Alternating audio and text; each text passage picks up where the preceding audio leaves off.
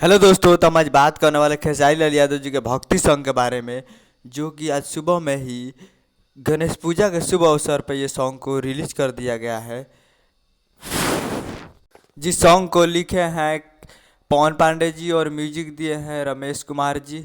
तो ये आज सुबह में इसको रिलीज कर दिया गया है, जो कि आपको स्क्रीन के ऊपर दिखाई दे रहा है। जिस सॉन्ग को 27 अगस्त को सुबह 7 बजे रिलीज कर दिया गया है angle music official Bhojpuri YouTube channel पे। जिस सॉन्ग का टाइटल रखा गया गणपति बाबा मोरया, जो कि गाए हैं खेसारी लाल यादव जी और लिखे हैं पवन पांडे जी और म्यूजिक दिया है रमेश कुमार जी, जो कि भक्ति संघ 2022 का है। और गणपति पूजा के शुभ अवसर पर ये सॉन्ग को रिलीज किया गया है।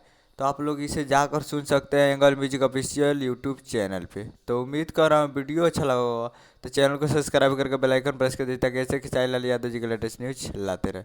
मिलते हैं अगले वीडियो में। जाइए और जाकर एंगल म्यूजिक भोजपुरी पे सुनिए। मिलते हैं अगले। जय हिंद, जय भोजपुरी।